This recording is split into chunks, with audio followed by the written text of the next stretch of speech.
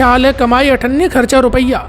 लगभग 100 करोड़ ऐसे लोग हैं। भारत की 70% आबादी ऐसी है जो कि न्यूट्रिशन रिच फूड अफोर्ड नहीं कर पाएंगे। रुपए हमारे पास 100 रुपये हैं, हम 150-200 की चीज़ कैसे खरीद पाएंगे? वर्ल्ड में one of the least health budget हमारा है 1.3%। और हेल्थ लोन हर साल 15 से लेकर के 20% इंक्रीज होते हैं। Indian families they can't afford their medical % अपनी हाउस होल्ड इनकम का केवल प्राइवेट एजुकेशन के ऊपर खर्च कर देते हैं।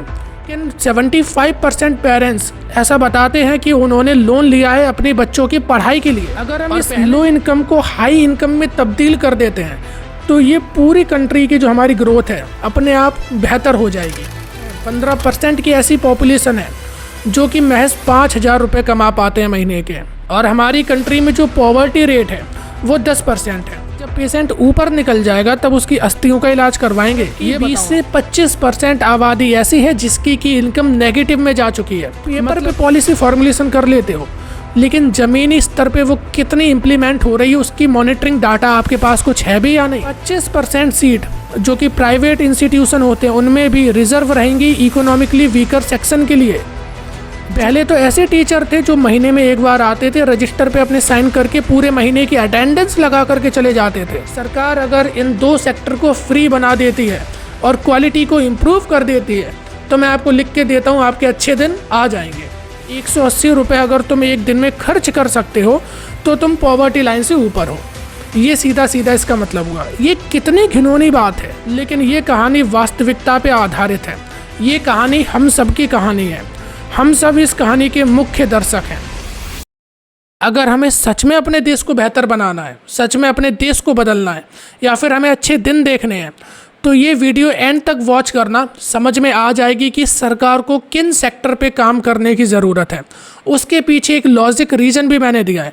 आज तक ऐसी वीडियो आपने इंटरनेट पे नहीं देखी होगी, इसीलिए मैं चाहता हूँ कि आप वीडियो को शेयर करो और एंड तक वॉच ज़रूर करना। मेरा देश बदल रहा है, जी नहीं, मेरा देश बदलना है। एक छोटी सी कहानी सुनाता हूँ, राजू की कहानी। राजू एक कंस्ट्रक्शन लेबर का वर्क करता है। उसके साथ उसकी पत्नी और 2 बच्चे अमन और आदिति भी रहते हैं। राजू एक ऐसे घर में रहता है जो कि 1 कमरे का घर है। उसी के अंदर खाना बनाना, वहीं सोना, वहीं रहना। एक छोटा सा बाथरूम है बस। राजू ने ये तय करा कि कुछ भी हो जाए, चाहे कैसी भी कंडीशन हो, लेकिन मैं अपने बच्चों को पढ़ाऊँगा। इसलिए पढ़ाऊँगा ताकि ऐसी कंडीशन में मेरे बच्चे ना रहें। जिस तरीके से 1-1 रुपए की प्रॉब्लम मुझे झेलनी पड़ती है, ऐसी परेशानी मेरे बच्चों को ना हो। क्योंकि राजू मात्र 8,000 रुपये कमाता था महीने के। तो राजू डिसाइड करता है कि अपने बच्चों को हम स्कूल में डालेंगे। राजू गवर्नमेंट स्कूल में जाता है। अब जब गवर्नमेंट स्कूल में जाता है, वहाँ की वो हालत देखता है। क्वालिटेटिव एजुकेशन थी नहीं। राजू के सपने टूट जाते हैं कि बच्चों को क्वालिटेटिव एजुकेशन तो देनी है, किसी भी कीमत पर देनी है। तो वो तय करता है कि अब हम किसी एक प्राइवेट स्कूल की तरफ जाएंगे जहाँ पे कि अच्छी शिक्षा मिलेगी। राजू जब प्राइवेट स्कूल में जाता है तब वहाँ पर उसे पता लगता है कि एक बच्चे की फ़ीस 15,000 रुपये। अलग एक्सपेंस जो होते हैं, बुक का हुआ, ट्रैवलिंग फ़ीस हुई, और जो ड्रेस यूनिफॉर्म के होते हैं, वो सारी चीज़ अलग हो गई। 15,000 रुपये केवल आपकी फ़ीस एक बच्चे की पड़ेगी। मतलब कि राजू के जो लगभग दोनों बच्चों की फ़ीस मिला करके राजू के 4-5 महीने की जो कमाई थी उतना बैठ रहा था। लेकिन बात बच्चों के भविष्य की थी, तो राजू तय करता है कि वो इतनी फ़ीस अदा करेगा, अपने बच्चों को यहीं पे पढ़ाएगा। अगर वो सरकारी स्कूल में उसे क्वालिटेटिव एजुकेशन मिल रही होती तो राजू को प्राइवेट एजुकेशन माफियाओं के पास जाने की क्या ज़रूरत पड़ती। तभी एक दिन अचानक से अदिति की तबीयत खराब हो जाती है। अब राजू अदिति को लेकर के सरकारी अस्पताल में जाता है। सरकारी हॉस्पिटल में देखता है कि एक तो घंटों की लाइन लगी है लंबी, डॉक्टर है नहीं, और डॉक्टर आता है तो मुश्किल से 1 मिनट देखता है एक पेशेंट को और चला जाता है। वहाँ पे कोई भी देख रेख नहीं होती है। इसीलिए राजू को मजबूरन आकर के एक प्राइवेट अस्पताल में ले जाना पड़ता है। अदिति का चेकअप होता है, पता लगता है कि उसे वायरल इन्फेक्शन है, जिसके लिए उसे 1 हफ्ते के लिए एडमिट करना पड़ेगा, और 1 हफ्ते की फ़ीस 20,000 रुपये उसके खर्च होने थे।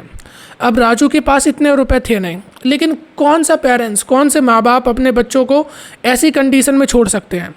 इसीलिए राजू जाता है जिसके यहाँ पे वो काम करता था, अपने सेठ के पास जाता है और उनसे 25,000 रुपये उधार ले लेता है। 20,000 रुपये हॉस्पिटल के एक्सपेंसेस पे करता है, 5,000 रुपये की दवाई और जो फल फ्रूट आते हैं वो उसमें लग जाते हैं। अब जो राजू 25,000 रुपये अपने सेठ से लेकर के आया था, ये लोन था राजू के ऊपर, जिसकी कि हर महीने उसे 3,000 रुपये इंटरेस्ट पे करना था, जो कि राजू के लिए बहुत बड़ा अमाउंट था। 8,000 रुपये बंदा कमा रहा है, क्या खाएगा, क्या बचाएगा, क्या बच्चों के लिए खर्च करेगा। उसमें से 3,000 रुपये ये एक्सपेंस और आ जाता है। और ये एक्सपेंस आने की मेन वजह क्या थी? इस डेब्ट ट्रैप में जो राजू फंसा उसके पीछे केवल एक वजह थी, क्योंकि हमारे गवर्नमेंट जो हॉस्पिटल हैं वो इतने कैपेबल नहीं है कि वो ट्रीटमेंट कर सकें, एक बेहतर ट्रीटमेंट दे सकें। इसी वजह से मजबूरी में आकर के राजू को प्राइवेट अस्पताल में जाना पड़ता है। ठीक, अब जब लोन चुकाने की बारी आती है तो वो धीरे धीरे करके लोन अदा करता जाता है। इसमें उसकी पत्नी भी मदद करती है, जो मीरा थी उसकी पत्नी, वो भी वर्क करने लगती है, घर का काम करे, बाहर जाके काम करे, जिससे कि पति की वो थोड़ी मदद कर सके। वायदा वे मैं आप सबको बताना चाहता हूँ, ये कहानी के जितने भी पात्र हैं ये काल्पनिक हैं, ये मेरी कल्पना से गढ़े गए हैं, लेकिन ये कहानी वास्तविकता पे आधारित है। ये कहानी हम सब की कहानी है, हम सब इस कहानी के मुख्य दर्शक हैं। मैंने राजू की इनकम तो भी 8,000 रुपये रखी।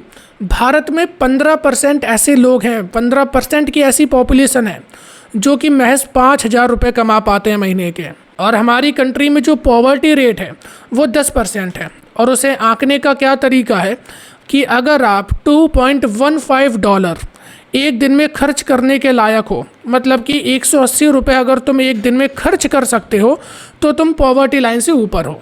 ये सीधा सीधा इसका मतलब हुआ। ये कितनी घिनौनी बात है। आप एक डॉक्टर के पास जाते हो, मिनिमम 300 रुपये फीस तो वो रख लेता है, और आप कहते हो कि अगर 180 रुपये खर्च कर सकते हो तो तुम पॉवर्टी लाइन के ऊपर हो। अब मजबूरी में आकर बंदा क्या ना करे, 200, 250, 300 रुपये किलो तो आपके टमाटर चले जाते हैं। मजबूरी में आकर क्या बंदा खाना बंद कर दे, और आप बोलते हो कि आप तो पॉवर्टी से ऊपर हो अगर आप 180 रुपये एक दिन में खर्च कर सकते हो। इस कहानी से आपके ज़्यादा कुछ समझ में नहीं आया होगा। अब मैं आपको चार्ट पे समझाता हूँ, जिससे आप समझो कि मैं क्या कहना चाहता हूँ। इस चार्ट को आप ध्यान से देखो, इसे बोलते हैं पॉवर्टी ट्रैप। ये लो इनकम से शुरू होता है कि अगर आपकी इनकम लो है तो यहाँ से अब चीज़ें शुरू हुई, ठीक है। अब लो इनकम का मतलब कि आप एक्सपेंसेस नहीं कर पाओगे। एक्सपेंसेस किन चीज़ों को लेकर के?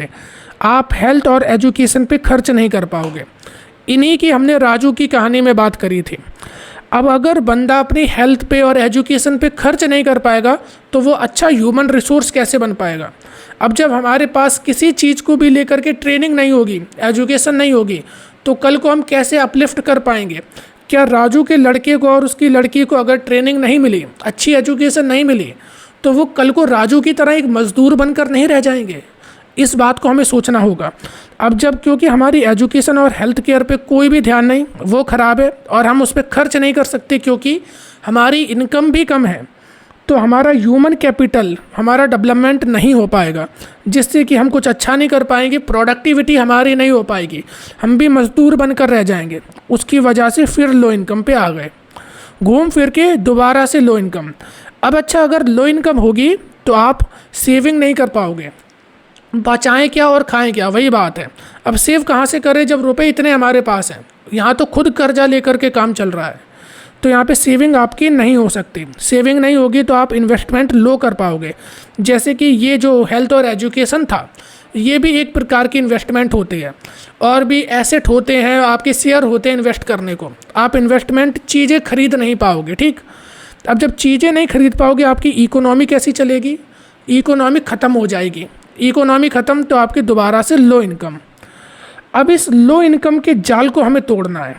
अगर हम इस लो इनकम को हाई इनकम में तब्दील कर देते हैं तो ये पूरी कंट्री की जो हमारी ग्रोथ है अपने आप बेहतर हो जाएगी। उसके लिए क्या करने की ज़रूरत है? जो यहाँ पे ये low level of education and health care लिखा है, इस शब्द को लो को हटा करके अगर इसे हम हाई बना देते हैं कि हाई लेवल ऑफ एजुकेशन और इनकम है हमारे पास, तो उससे ह्यूमन कैपिटल, मतलब कि एक मानव का विकास अच्छा होगा। विकास अच्छी होने की वजह से उसकी प्रोडक्टिविटी अच्छी होगी, प्रोडक्टिविटी अच्छी होगी, इनकम अच्छी होगी, इनकम अच्छी होगी तो सेविंग कर पाएगा। अच्छे अच्छे प्रोडक्ट पे इन्वेस्ट कर पाएगा, जो चाहेगा वो खरीद पाएगा, जिससे कि आपकी इकोनॉमी अच्छी चलेगी। इकोनॉमी अच्छी तो हमारी इनकम हाई। तो किस तरीके से केवल हम एजुकेशन पर और हेल्थ केयर पर फोकस करके, अगर हम एजुकेशन को और हेल्थ केयर को, क्वालिटेटिव एजुकेशन हेल्थ केयर को फ्री बना देते हैं, सबके लिए फ्री अवेल करवा देते हैं, तो हम इस गरीबी के जाल को तोड़ के पूरे देश का भला कर सकते हैं। अब चलिए एक और चार्ट से आपको समझाते हैं। ये केवल आपके डेवलपमेंट का चार्ट है, ऊपर से नीचे भी जाता है, नीचे से ऊपर भी आता है। लो इनकम है, मतलब कि limited access of the resource. Limited access, हम खर्च ही नहीं कर पाएंगे। रुपए हमारे पास 100 रुपये हैं, हम 150-200 की चीज़ कैसे खरीद पाएंगे? जब खरीद नहीं पाएंगे, एजुकेशन और हेल्थ केयर पे इन्वेस्ट नहीं कर पाएंगे, प्रोडक्टिविटी लो होगी, जिसके कारण गरीबी आएगी।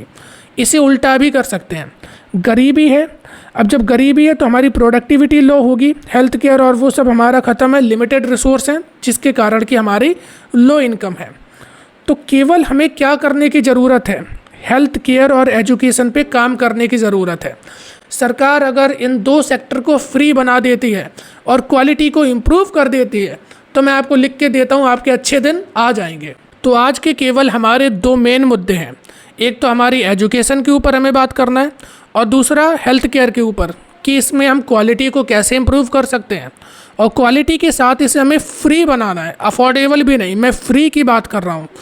और आज हमारी इन चीज़ों में क्या दिक्कत है, आज ये हमारे लिए क्यों घातक है, पहले उन्हें जानेंगे, फिर गवर्नमेंट को किन चीज़ों पे इनिशिएटिव लेना चाहिए उनकी बात करेंगे। इसीलिए मैं चाहता हूँ कि अगर अच्छे दिन चाहिए तो इस वीडियो को सब लोग ज़्यादा से ज़्यादा शेयर ज़रूर करना। चलिए पहले हम बात अपनी एजुकेशन की करते हैं। एजुकेशन, ज़रा आप ये बताइए, जैसे कि राजू की कहानी देखें, उसे प्राइवेट स्कूलों में क्यों जाने की ज़रूरत पड़ी? क्योंकि हमारे पास सरकारी स्कूलों में सुविधा ही नहीं है, क्वालिटेटिव एजुकेशन नहीं है। अब प्राइवेट एजुकेशन रियलिटी में क्या हमारे ऊपर इम्पैक्ट डालती है? राजू की तो एक कहानी थी, इमेजिनरी कहानी थी, बट इन रियलिटी एजुकेशन हमारे लिए कितना बड़ा बोझ है, मैं आपको समझाता हूँ। कुछ हमारी फैमिलीज़ हैं जो कि 25% अपनी हाउस होल्ड इनकम का केवल प्राइवेट एजुकेशन के ऊपर खर्च कर देते हैं, और एक सेगमेंट ऐसा भी हमारी सोसाइटी में है जो कि लोन लेकर के एजुकेशन अपने बच्चों की पूरी कराता है। अगर हम स्कूल एजुकेशन की बात कर लें, स्कूल एजुकेशन में लगभग 10 से 15% ऐसी फैमिलीज़ हैं जो कि बैंक से लोन लेकर के अपने बच्चों की फ़ीस को पे करते हैं। और वहीं पर अगर हायर एजुकेशन की बात करें, कॉलेज, इंटरनेशनल, इंजीनियरिंग, मेडिसिन की पढ़ाई के लिए, तो वहाँ पर 35% ऐसी फैमिलीज़ हैं जो कि लोन लेते हैं एजुकेशन के लिए बैंक से।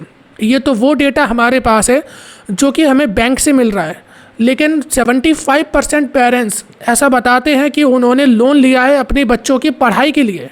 और पहले जो फीस स्ट्रक्चर था वो तो ज़्यादा था ही, कोविड-19 के बाद 10 से लेकर के 23% हर स्कूल के प्राइस बढ़ चुके हैं।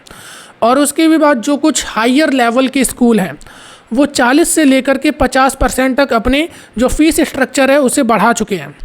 अब बताइए, वो जो गरीब आदमी पहले भी लोन लेकर के पढ़ा रहा था, वो अब कैसे पढ़ाएगा बच्चों को? गरीब छोड़ो, अच्छा खासा मिडिल क्लास आदमी नहीं पढ़ा सकता। मैंने देखा है 7th 8th क्लास बच्चों की जो स्कूल है 80,000 60,000 ये फ़ीस जाती है उनकी, और वो बच्चे गधे के गधे हुए हैं, उनसे कुछ नहीं होने वाला, जीवन में कुछ नहीं होने वाला उनसे, लेकिन इतनी उनकी फ़ीस जाती है क्योंकि माता पिता चाहते हैं इन्हें तो हम पता नहीं क्या ही बना देंगे। लेकिन ज़रा ये भी समझो कि ये जो प्राइवेट इंस्टीट्यूशन का गेम चल रहा है, इसके पीछे ज़िम्मेदार कौन है? बिल्कुल हमारी सरकार ज़िम्मेदार है।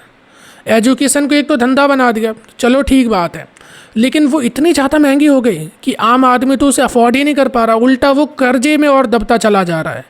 उसकी केवल एक वजह है कि आपके जो सरकारी स्कूल हैं वो कैपेबल नहीं हैं, उनमें क्वालिटी मिस है।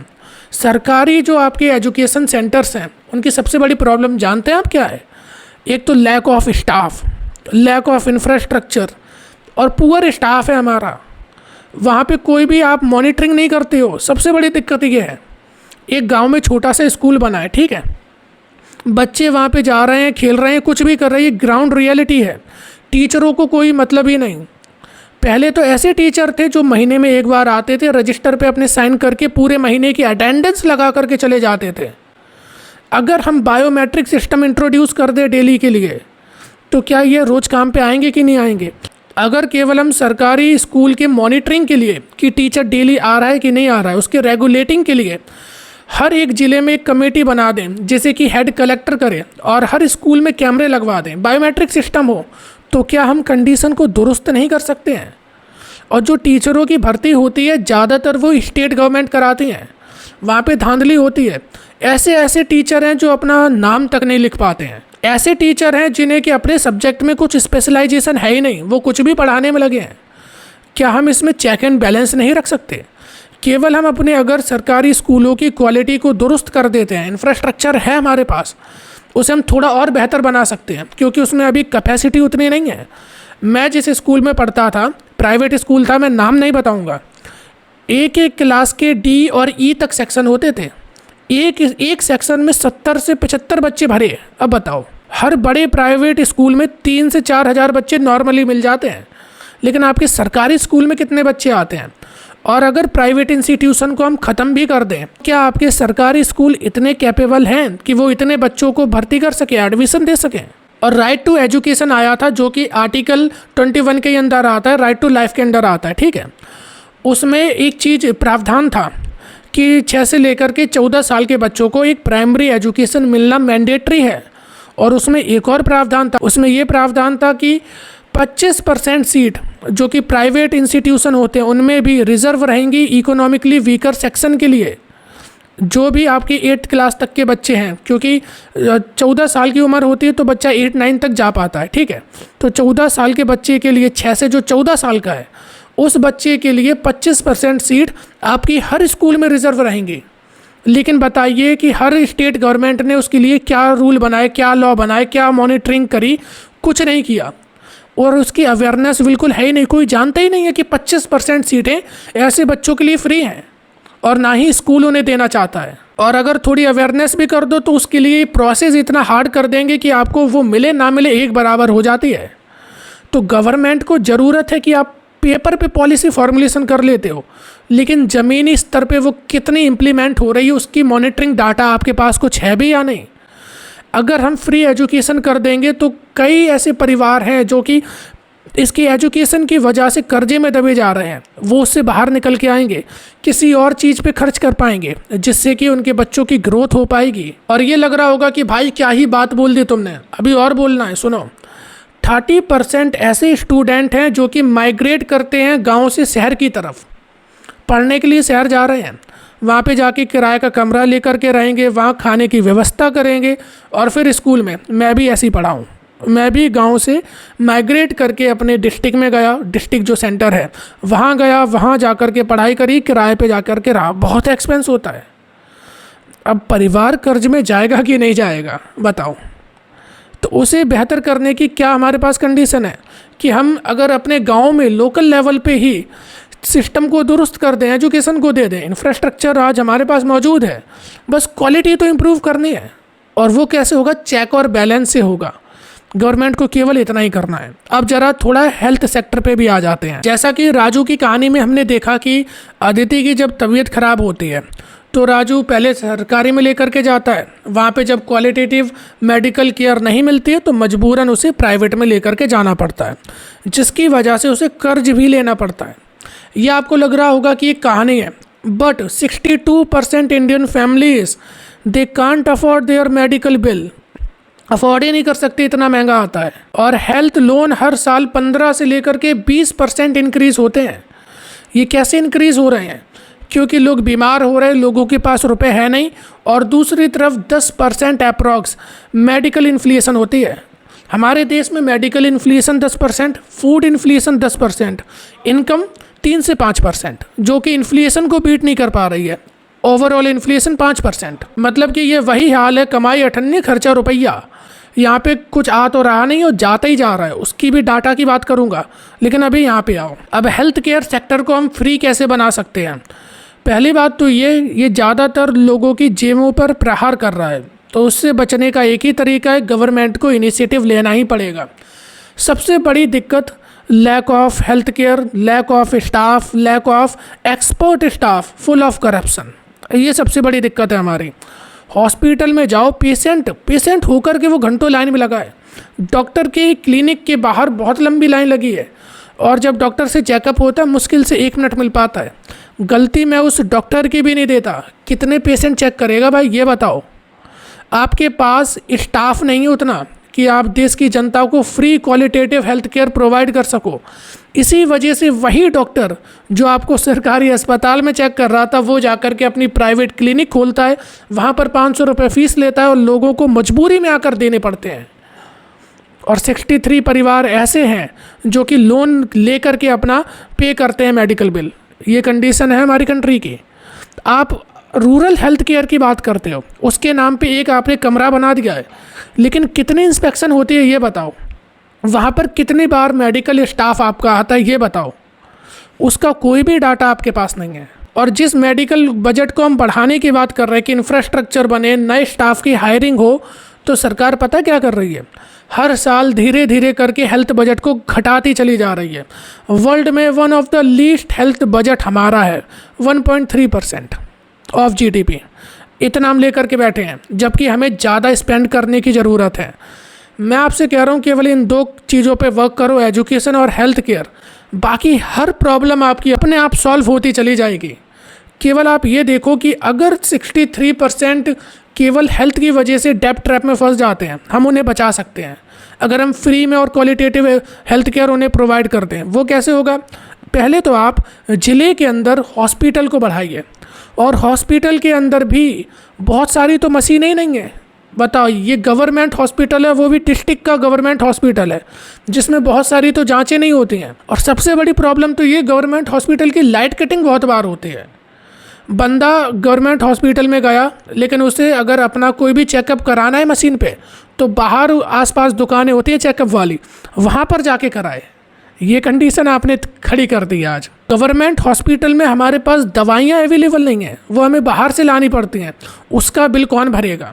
उसके लिए एक सरकार आयुष्मान योजना भी करके लाई, 5 लाख हर साल का देंगे। प्राइवेट में भी वो करा सकते हो अपना इलाज। लेकिन ज़रा ये बताइए, 2-2, 3-3 साल के आप प्राइवेट हॉस्पिटल के बिल पेंडिंग कर रहे हो, तो वो हमारा इलाज क्यों करेंगे ये बताओ आप।